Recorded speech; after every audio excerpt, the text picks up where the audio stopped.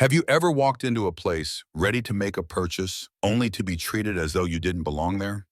That's exactly what happened to Nathan Harris, an 18-year-old with a dream and determination who was ready to buy his first car. But the world wasn't ready to treat him with the respect he deserved. If you've ever felt underestimated or brushed aside, share this story with someone who needs to hear it. Don't forget to hit that subscribe button for more stories of quiet strength and resilience. Stories that remind us all to never give up, even when the world doesn't seem to be on our side. Nathan Harris had worked tirelessly for 2 years, earning every penny from part-time jobs after school. The money wasn't much, but he had saved it all, dreaming of a future where he could be independent, responsible, and free. Today was the day that dream would start to take shape. He was about to buy his first car, something that would mark his transition from teenager to adult. The car wasn't just a mode of transportation. It was a symbol of his hard work, his independence, and his future at the University of Virginia. It was a chilly fall morning in suburban Virginia, the kind of morning where the air feels crisp and the leaves on the trees rustle in the breeze. Nathan, dressed in a simple navy jacket and worn-out sneakers, wasn't trying to impress anyone. He wasn't there to show off. He was there with a goal. Under his arm, he carried a manila folder filled with listings of used cars, all within his budget of $20,000. Each listing had been carefully selected, checked for good mileage and reliability. Nathan wasn't picky about luxury or brand names. He simply wanted something dependable for the long drives to and from his future campus. A car that would take him from home to college and back without breaking down in the middle of a long stretch of highway. As he walked into Hampton Motors, the local dealership just off the highway, Nathan felt a rush of anticipation. He wasn't intimidated by the shiny cars or the polished floors. He had been preparing for this moment for a while, and now it was time to take the first step into adulthood. He greeted the receptionist at the front desk, a woman with her eyes glued to her computer screen. "Hi, I'm here to look at a few used cars," he did, lifting his folder slightly for her to see. Her eyes barely left her screen as she nodded absently. "Someone will be with you shortly." Nathan stood quietly by the door, glancing out the window at the lot full of cars. There, just beyond the glass, was the Honda Civic he had researched. It matched the listing perfectly. His heart quickened as he stepped toward it, but before he could reach the car, a salesman appeared, cutting him off abruptly. "Lost?" the man asked, his tone dismissive. He didn't bother to look at Nathan's folder or acknowledge his presence in a way that made him feel welcome. Instead, he sized him up, his sneakers, his jacket, and quickly made an assumption. "If you're not serious, you can leave," the salesman said, his voice dripping with judgment. Nathan was taken aback. He hadn't expected to be treated like this, especially after working so hard to earn the money. But he didn't argue. He simply nodded and walked out of the dealership, trying to hold on to his composure. As he drove away, he couldn't shake the feeling that something had shifted inside him, like the world had decided he wasn't worthy of the respect he had worked so hard to earn. The drive home was a blur for Nathan. The windshield wipers squeaked rhythmically as the drizzle started to fall, but the rain could never wash away the sting of that interaction. As he turned onto the familiar streets of his neighborhood, the sense of disbelief hung in the air. The peaceful suburban landscape, with its rows of oak trees and quiet sidewalks, seemed distant, almost foreign to him now. He wasn't just driving home, he was trying to process something much heavier than a simple disappointment. Nathan wasn't the kind of person to lash out, not over something as trivial as a car sale. He had learned early in life that anger rarely led to anything good, so instead he held it in, bottled up everything he felt in that moment. But the weight of it all pressed on him, making his chest feel tight, like the world was asking him to be someone he wasn't. How was it that he, a young man who had worked so hard to get to where he was, could be dismissed so easily by a stranger who knew nothing about him? When he finally pulled into the driveway, his car creaked to a stop, and Nathan sat there, hands still gripping the wheel, staring out into the rain-streaked yard. The house in front of him, his home, looked the same as it always had. His mother's flower garden was in full bloom, even in the early fall, and the smell of baked bread drifted from the kitchen window. Nothing had changed in the world around him, but everything inside of him felt different. He stayed in the car for a few moments, just breathing and trying to calm his mind. Nathan didn't like feeling like this. He wasn't used to questioning his place in the world. But something about that salesman's tone, the way he had been so quick to judge him based on his clothes and age, stuck with him. It wasn't just the rejection, it was the subtle message that he didn't belong there, that he wasn't good enough. When he walked into the house, the familiar sounds of his mother, Evelyn, on a conference call greeted him. Her calm, measured voice filled the air. Evelyn Harris was a force of nature. A brilliant scientist, a CEO, and a mother who somehow balanced it all with grace and control. Nathan admired her more than he could express. She was the kind of woman who never let anything faze her, no matter how tough things got. She had been the one to teach him how to keep his emotions in check, to never let others see when something was bothering him too much. Evelyn, who had raised Nathan to be independent and self-sufficient, had never sugar-coated the reality of the world. She had always been open with him about the challenges he might face because of who he was, because of the color of his skin, the way he carried himself. She taught him how to navigate the world with quiet dignity, not because it was easy, but because it was necessary. That night, when she finally came downstairs, she found Nathan sitting on the couch, laptop open but unmoving. His eyes were distant, lost in thought, as he scrolled through car listings that no longer seemed important. Evelyn sat down across from him, her sharp eyes studying him carefully. "Did you find anything you liked?" she asked, her voice soft but knowing. Nathan hesitated. He didn't want to burden her with his frustrations.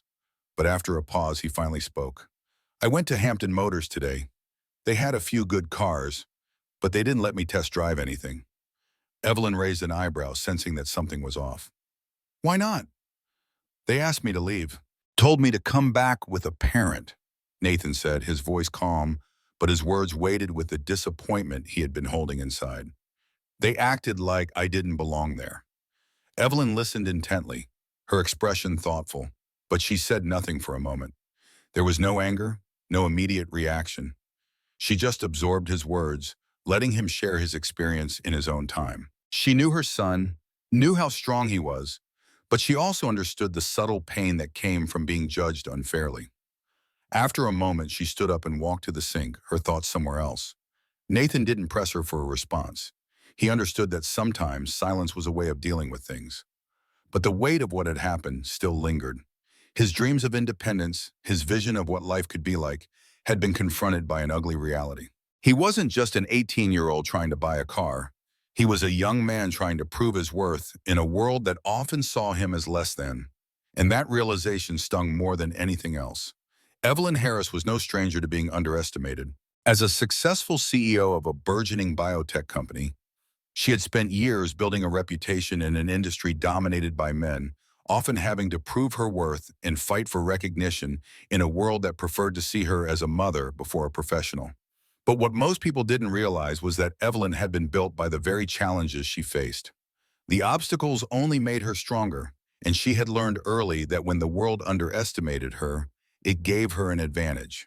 People didn't see her coming, and that's how she liked it.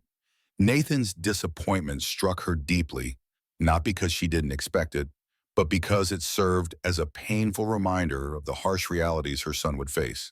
She had always known that her son, despite his remarkable academic success and his calm, collected nature, would be judged by more than just his qualifications.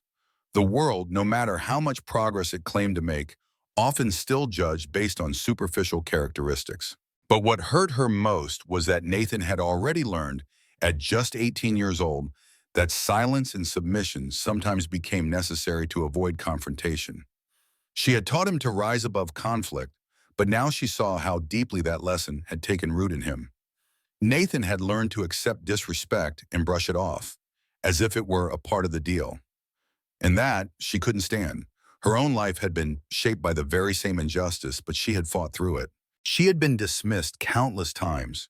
When she was an intern at a small pharmaceutical lab, when she presented her first major research project at a conference, when she was assumed to be a secretary instead of a lead researcher. Evelyn had learned to handle the ignorance and bias with precision and control, often using it to fuel her drive. And now, as she watched her son retreat silently into himself, she knew it was time to use the same quiet strength she had used for years. But Evelyn wasn't going to handle this with anger, nor with the frustration that Nathan might expect. She wasn't going to storm back into the dealership, demanding apologies or making a scene. That wasn't her style. Instead, she knew there was a more effective way to approach the problem. She believed in moving with purpose, with calm determination, and most of all, with control. She took a few moments to think. The wheels of her mind were already turning. She knew the power of information and how to use it to her advantage. Evelyn didn't rush into action without a plan. She wasn't the type to make quick decisions based on emotion. She had learned long ago that it was important to understand the full picture before making a move. So without saying a word to Nathan, she made a call. Her friend from the insurance industry had once worked with Hampton Motors, and Evelyn knew she could get the information she needed without raising suspicion. Within hours, she had everything she needed: details about the dealership's owner, the staff structure, and who was responsible for customer interactions. Evelyn wasn't concerned with the individual salesman who had turned Nathan away. She understood that he was simply a symptom of a larger issue, one that ran deeper in the culture of the dealership. As she gathered her facts, she made sure Nathan knew nothing about her plans. She didn't want him involved in her actions. This was about showing him that the world didn't always have to see you as you were. Sometimes you had to show them who you could be. The next morning, Evelyn prepared herself to make a statement, one that would change the way Hampton Motors saw her son, and perhaps the way they saw every young man who walked through their door. She wasn't going to make them apologize for their mistake. She was going to show them the true cost of their assumptions. The next morning, Evelyn was ready. She had already made her decision and planned her approach meticulously. She wasn't interested in creating a scene, but she knew that action was necessary. It wasn't enough to simply be disappointed in how Nathan had been treated. She had to make a statement, one that would force Hampton Motors to acknowledge their mistake and realize the potential consequences of their actions. Her decision wasn't born out of anger, but out of the quiet strength she had cultivated throughout her life. As she pulled her silver Lexus out of the garage, she glanced at the Rolls-Royce parked next to it. She rarely drove it. It was a gift from an old client she'd worked with years ago. But today it would serve a purpose. It wasn't about showing off. It was about making a point. The sleek, luxurious vehicle was a symbol of success. But more importantly, it was a reminder that people often only recognized you when they saw success up close. As she drove through the quiet streets of Virginia, she felt no rush. This wasn't about making a grand entrance. It was about walking into that dealership with authority and having them realize just who they had crossed.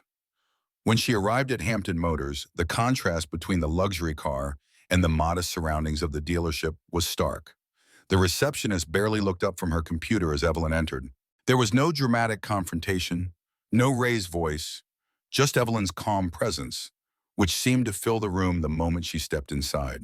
She approached the counter, setting her bag down with a soft but deliberate motion. "I need to speak with the manager," she said evenly. The receptionist blinked and hurriedly picked up the phone, dialed quickly, and within a minute, a man appeared in the lobby. He was in his mid-40s, dressed in a neat shirt and slacks, a Bluetooth earpiece tucked into one ear. "Good morning, ma'am," he greeted her with a professional smile, extending his hand. Evelyn didn't take it. She simply placed Nathan's manila folder flat on the counter. "My son came in here yesterday to buy a car," she said calmly. He had his financing in place, his paperwork ready, and was prepared to pay in cash. But instead of helping him, you turned him away. You told him to come back with a parent. The man, Dan Grissom, blinked in surprise. "I'm sure there was some misunderstanding," he started, trying to explain himself. Evelyn didn't let him finish. "You didn't look at his paperwork. You didn't ask his name. You judged him based on his appearance, assumed he didn't belong here. That's not a misunderstanding. That's bias, and it's not acceptable." Her voice was calm, but every word cut through the air with precision. Dan shifted uncomfortably, his professional smile fading. "I'm sorry if he felt disrespected," he said, trying to placate her. "If he wants, we can offer him another visit, maybe walk him through some options ourselves." Evelyn's eyes never wavered as she looked him in the eye. "I'm not here for apologies," she said softly, opening the folder and pointing to the listing for the Honda Civic. This was the car he was interested in. "You told him it was out of his range. You didn't know who he was, but that's not the point. Even if he had no money, even if he had no papers, he deserved the same respect any customer would get." She paused for a beat, letting her words sink in. Next time, ask a person's name before you decide their worth, she said, sliding her business card across the counter. Dr. Evelyn Harris, CEO of Orion Biotech. You never know who you're turning away. She didn't wait for his reply. Without a glance back, she turned and walked out of the dealership, leaving behind a stunned silence. The morning after Evelyn's visit to Hampton Motors, a quiet shift had taken place. Dan Grissom, the general manager, spent much of the morning in his office, his mind replaying the interaction with Evelyn. He had been in the car sales business for years, had seen all kinds of customers come and go, but something about the calm, composed woman who had walked in the previous day stayed with him. It wasn't the luxury car she had arrived in or the impressive title she had given him. It was her words, sharp, quiet, and unyielding. He had never been confronted like that, not by a customer, and certainly not by someone who spoke with the kind of quiet authority Evelyn had exuded. He could feel it now, the weight of the reality that she had made him and everyone else in the room confront their own biases. Dan had seen countless salespeople over the years, most of them driven by the need to meet quotas and make a quick deal. It was easy to get caught up in the rush, to judge customers based on the way they looked, on what they were wearing, or how they carried themselves. It was a knee-jerk reaction, one that had become so ingrained in the dealership's culture that no one had ever questioned it. But now, as Dan sat in his office staring out the window, he couldn't ignore the nagging feeling that maybe, just maybe, the way they had treated Nathan Harris was wrong. He could still see the way the young man had been dismissed. The polite, composed way Nathan had handled the rejection had left an impression, but it was his mother's visit that had really forced him to see the truth. It wasn't just Nathan who had been wronged. It was every customer who had walked through the dealership's doors and been judged before they even had a chance to speak. The realization hit him hard. It was easy to dismiss the unpolished, the young, or the quiet, but in doing so, the dealership had been missing opportunities, customers they never gave a chance. By the time Dan finished processing everything, he knew he had to do something about it. He couldn't just let this slide. The issue was bigger than just one interaction. It was about creating a culture that didn't judge people by the surface, but instead saw everyone as deserving of respect, no matter who they were or how they appeared. The very next step was to address the team. Dan made a few phone calls and set up a meeting for later that morning. When the staff gathered in the break room, there was a tension in the air, something unspoken. They all knew something had changed, but no one was sure exactly what it was. Dan cleared his throat and began to speak, his voice steady but serious. "We need to talk about what happened yesterday," he said, his eyes scanning the room. "There's been an issue, and I think it's time we take a hard look at how we interact with our customers. We've had a history of letting our assumptions guide us, but that's not the way we should be doing business." He paused, letting his words sink in. "Yesterday, a young man walked in, prepared to buy a car, and we turned him away. We judged him based on his appearance, his age. We didn't give him the benefit of the doubt, and that's a problem." The room fell silent as Dan continued. "This isn't just about one person. It's about all of us. We're in the business of selling cars, yes, but more importantly, we're in the business of building relationships. And when we turn people away based on what they look like, we're not just losing sales, we're losing trust. We can't afford to do that anymore." Dan's words hung in the air, heavy with the weight of truth. He knew the team was uneasy, but it wasn't about making anyone feel guilty. It was about making sure this didn't happen again. "We're going to implement a new training module," he said. "It's about bias, awareness, and customer service. It's about making sure we're treating every person who walks in through that door with the respect they deserve, regardless of how they look or where they come from." As the meeting ended and everyone filed back to their posts, there was a new energy in the dealership. It wasn't a dramatic change, not yet, but it was a start. Dan didn't know if one training session would fix everything, but it was something. And sometimes, that's all you need. One small change to get the ball rolling. The following days after the incident at Hampton Motors passed in a blur for Nathan. His mind kept returning to that moment, to the salesman who had dismissed him so quickly, to the way he had been made to feel small and invisible. But as time went on, Nathan found that the sting of the experience began to fade, replaced by a quiet sense of awareness that he hadn't quite understood before. He wasn't angry anymore. In fact, he wasn't sure he ever had been. Instead, there was a deep, almost unsettling calm that had settled over him. He understood now that the world was always going to judge him, no matter how hard he worked, no matter how much he achieved. People would always make assumptions based on his appearance or his age or the way he spoke. But that didn't define him. He realized that, in some ways, he had allowed the world to tell him who he was. And now he was beginning to understand that he had the power to reshape that narrative. Nathan didn't share this with anyone, not even with his mother. He didn't want to burden her with more worries. She had already carried enough for him. Instead, he kept his thoughts to himself, letting them simmer beneath the surface. The next time Nathan went to a dealership, he wasn't the same person who had walked into Hampton Motors days earlier. He wasn't the quiet, uncertain young man who had hoped for a quick, easy transaction. No, this time, Nathan was prepared. He knew exactly what he wanted, and he wasn't going to let anyone make him feel less than. When he arrived at the new dealership, the atmosphere was different. The receptionist greeted him with a warm smile and asked if she could help him. Nathan didn't hesitate. He told her exactly what he was looking for and handed her the list he had prepared. She immediately began to assist him, guiding him toward the cars he had mentioned. There was no hesitation, no judgment. The sales staff treated him like he was just another customer, a person who deserved to be respected. As he walked through the lot, Nathan felt a shift inside him. It wasn't about the car anymore. It wasn't even about the fact that he had the money to buy it. It was about something much deeper, something that had been building inside him for a long time. This time he was in control. This time he knew his worth, and he wasn't going to let anyone take that from him. He test drove a few cars, all of which were within his budget. The experience was entirely different from what had happened at Hampton Motors. No one questioned him. No one made assumptions about what he could or couldn't afford. The sales staff was polite, professional, and respectful. As he sat in the driver's seat of a well-maintained sedan, Nathan felt a quiet pride settle over him. He had done this on his own. He had walked into a place where he wasn't expected to be, and without raising his voice or making a scene, he had asserted himself, and in doing so, he had earned the respect he deserved. After a few hours, Nathan left the dealership with the keys to his new car. It wasn't flashy or extravagant, but it was his. He had paid for it himself, and it was everything he had hoped for. As he drove home, the world seemed a little different. He wasn't sure if it was the car or the experience, but something had changed inside him.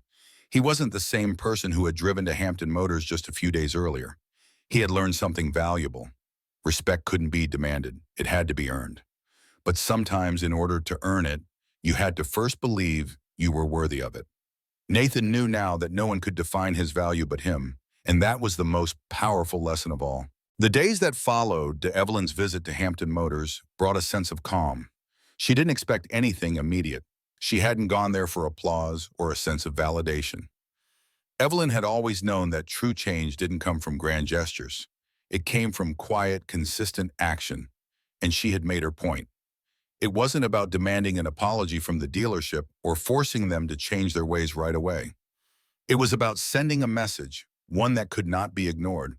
The dealership, for all its polished cars and glistening floors, had been exposed to the harsh reality of its own biases. And Evelyn, in her usual composed manner, had made sure they would never forget what they had done.